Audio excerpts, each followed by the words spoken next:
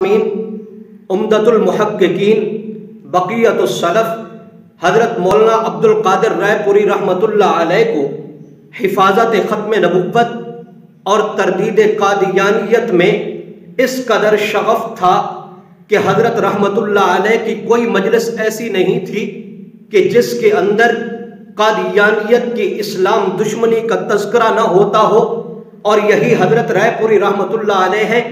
ان کی مجلس میں جب اکابرین ختم نبوت حاضر ہوتے، امیر شریعت سید عطا اللہ شاہ بخاری رحمۃ اللہ علیہ ہوں، خطیب پاکستان علامہ قاضی احسان احمد شجابادی رحمۃ اللہ علیہ ہوں، مجاہد ملت حضرت مولانا محمد علی جلندری رحمۃ اللہ علیہ ہوں، استاذ المناظرین حضرت مولانا محمد حیات رحمۃ اللہ علیہ ہوں، مناظر ختم نبوت حضرت مولانا لال حسین اختر رحمۃ اللہ علیہ ہوں۔ جب حضرت رائے پوری رحمۃ اللہ علیہ کی مجلس میں حاضر ہوتے تو حضرت رائے پوری رحمۃ اللہ علیہ ان اکابرین سے فرمایا کرتے تھے کہ بھائی، حاضرین مجلس کے سامنے ختم نبوت، حیات عیسیٰ علیہ السلام اور تکذیب مرزا پر دلائل بیان کرو، تاکہ ان لوگوں کے دل و دماغ کے اندر یہ دلائل محفوظ ہو جائیں، اور جب ان حضرات کا قادیانیت سے سامنا ہو، قادیانیت سے جب یہ بات کریں تو ختم نبوت، حیات عیسیٰ علیہ السلام اور تکذیب مرزا پر دلائل پیش کر سکیں۔ حضرت رائے پوری رحمۃ اللہ علیہ کے بارے میں آتا ہے، حضرت مولانا لال حسین اختر رحمۃ اللہ علیہ فرماتے ہیں، حضرت کے وصال سے 15 دن قبل میں حضرت کی خدمت میں حاضر ہوتا ہوں۔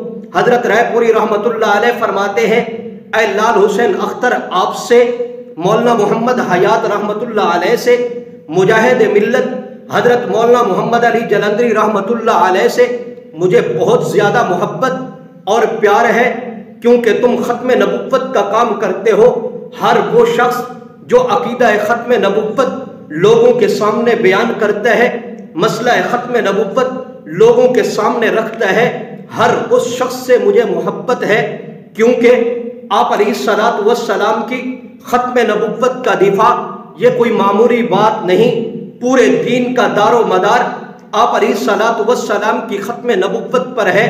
حضرت مولانا لال حسین اختر رحمۃ اللہ علیہ فرمایا کرتے تھے کہ میں حضرت رائے پوری رحمۃ اللہ علیہ کی خانقاہ میں حاضر ہوتا ہوں۔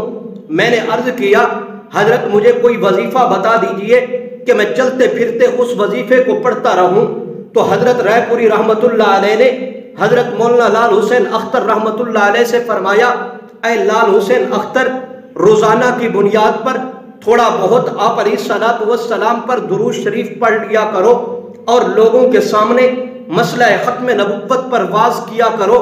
یہ کوئی معمولی وظیفہ نہیں، بہت بڑا وظیفہ ہے، پورے دین کا دار و مدار آپ علیہ السلام کی ختم نبوت پر ہے۔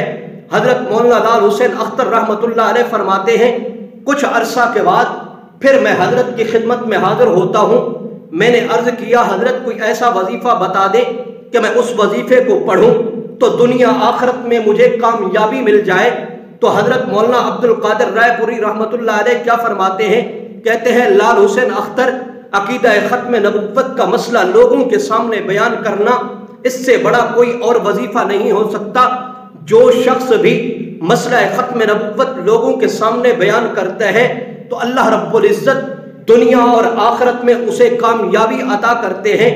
گرامی قدر سامعین، ہمارے اکابر صرف عقیدہ ختم نبوت سے محبت نہیں رکھتے تھے، بلکہ عقیدہ ختم نبوت کے کام کرنے والے، عقیدہ ختم نبوت کے مبلغین جو اس کو بیان کرتے تھے، ان سے بھی ان حضرات کی بڑی محبت تھی۔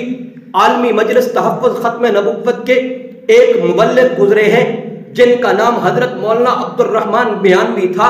یہ بیان کرتے ہیں کہ میں ایک مرتبہ رمضان کے مہینہ کے اندر حضرت رائے پوری رحمۃ اللہ علیہ کے ہاں تشریف لے گیا، حضرت کی صحبت کے اندر میں موجود ہوں۔ وہاں ایک تبلیغی ساتھی ہے، حضرت کے بالکل قریب کا تھا، اور اسی تبلیغی ساتھی سے میری کسی بات پر بحث ہو گئی۔ اب حضرت رائے پوری رحمۃ اللہ علیہ وضو فرما رہے ہیں، اب یہ تبلیغی ساتھی حضرت مولانا عبد القادر رائے پوری رحمۃ اللہ علیہ کو وضو کرا رہے ہیں، تو اس نے میری شکایت کی، تو درمیان میں حضرت مولانا عبد القادر رائے پوری رحمۃ اللہ علیہ نے اپنا وضو روک کر فرمایا بھائی تم ختم نبوت کے کام کرنے والوں کے بارے میں مجھ سے شکایت کیا کرتے ہو؟ تمہیں نہیں پتا یہ بڑے عظیم لوگ ہیں، آپ علیہ الصلوۃ والسلام کی ختم نبوت کا یہ کام کرتے ہیں، عقیدہ ختم نبوت کا مسئلہ لوگوں کے سامنے بیان کرتے ہیں، میں تو انہیں اپنی آنکھوں سے دیکھ رہا ہوں۔ آپ علیہ الصلوۃ والسلام کی محبت میں یہ تو صحابہ کرام رضی اللہ عنہم اجمعین کے نقش قدم پر چل رہے ہیں۔ خبردار ختم نبوت کی جماعت کے بارے میں آج کے بعد مجھ سے کوئی شکایت نہ کرنا، یہ بڑے عظیم لوگ ہیں۔ تو گرامی قدر سامعین، میں یہ عرض کر رہا تھا ہمارے اکابرین نے عقیدہ ختم نبوت پر بڑی محنت کی ہے، اور یہ آپ دیکھیں عقیدہ ختم نبوت کا مسئلہ تحریک ختم نبوت 53 کی تحریک ہو یا 74 کی تحریک ہو، ہمارے اکابرین سب سے آگے ملے۔ 1953 کی تحریک کو آپ دیکھیے، اس تحریک کے اندر جب لاہور کی سرزمین پر 10,000 آدمی شہید ہوا تو کسی نے امیر شریعت سید عطا اللہ شاہ بخاری رحمت اللہ علیہ کو تانا دیا، کہا حضرت 10,000 آدمی آپ نے مروا دیا، کل اللہ کے حضور آپ کس طرح پیش ہوں گے؟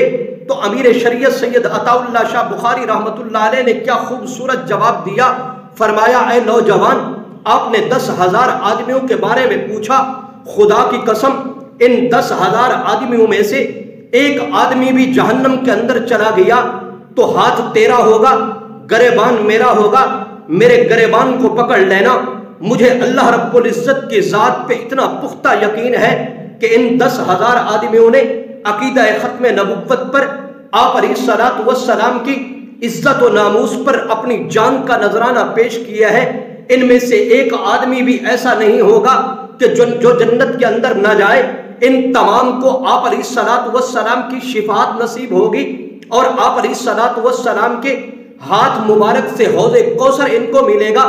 گرامی قدر سامعین، ہمارے اکابر نے عقیدہ ختم نبوت کے تحفظ اور دفاع کے لیے جیلیں کاٹی ہیں، عقیدہ ختم نبوت کے تحفظ اور دفاع کے لیے فقر و فاقے کو برداشت کیا ہے، عقیدہ ختم نبوت کے تحفظ اور دفاع کے لیے ان حضرات نے بڑی بڑی تکلیفیں اٹھائی ہیں۔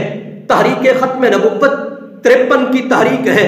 میں کیا دیکھتا ہوں گرامی قدر سامعین، ایک خاتون ہے، اپنے نوجوان بیٹے کی بارات لے کر چلی ہے، دہلی دروازے پر جب پہنچتی ہے سامنے سے کیا دیکھتی ہے؟ پولیس کی گولیوں کی تڑتڑاہٹ کی آواز آ رہی ہے۔ خاتون نے پوچھا یہ گولیوں کی تڑتڑاہٹ کی آواز کیوں آ رہی ہے؟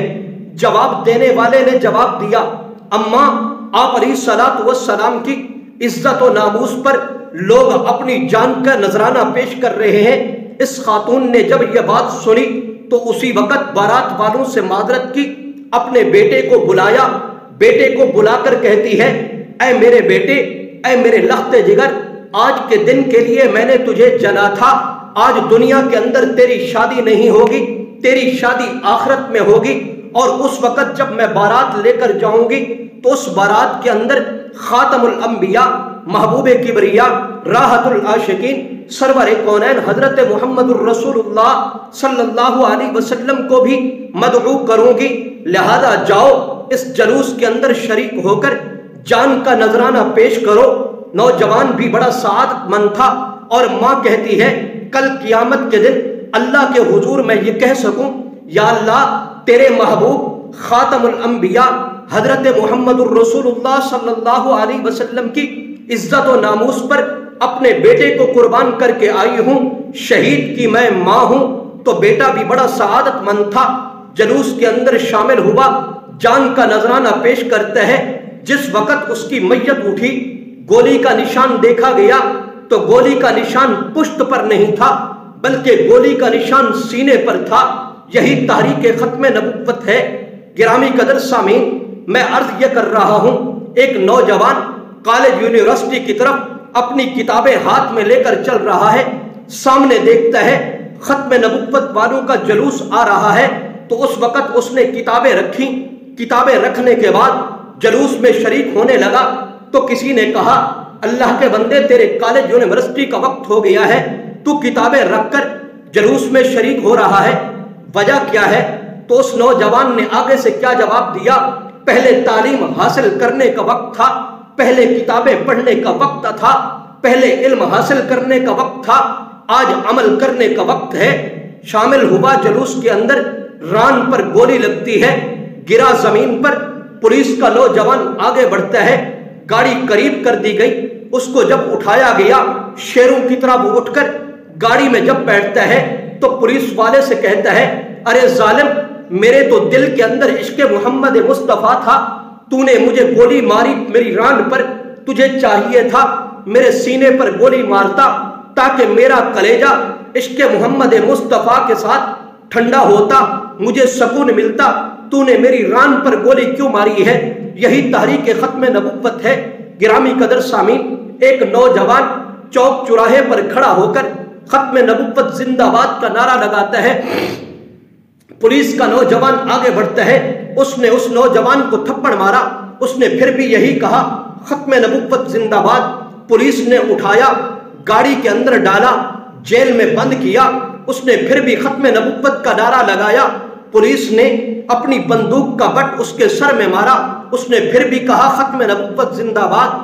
فوجی عدالت میں اسے پیش کیا گیا تو اس نے وہاں بھی کہا ختم نبوت زندہ باد۔ میجر نے کہا 1 سال سزا، اس نے وہاں بھی کہا ختم نبوت زندہ باد۔ اس نے اعلان کیا اس کو 2 سال سزا، اس نے پھر بھی کہا ختم نبوت زندہ باد۔ سزا وہ بڑھاتا گیا، یہ ختم نبوت کا نعرہ لگاتا گیا، حتیٰ کہ میجر نے کہا 20 سال سزا، اس نے پھر بھی کہا ختم نبوت زندہ باد۔ میجر نے کہا اس کو بہر لے جاؤ اور جا کے اس کے سینے میں گولی مار دو، تو بہر لے جایا گیا، اس نے وہاں بھی کہا ختم نبوت زندہ باد۔ میجر نے کہا یہ مجھے دیوانہ لگتا ہے، یہ مجھے پاگل لگتا ہے، یہ مجھے مستانہ دیوانہ لگتا ہے، اسے رہا کر دیا جائے۔ تو اس نے رہائی کے وقت بھی کہا ختم نبوت زندہ باد۔ تو ان حضرات نے قربانیاں پیش کی، ان حضرات نے جان کے نذرانے پیش کیے۔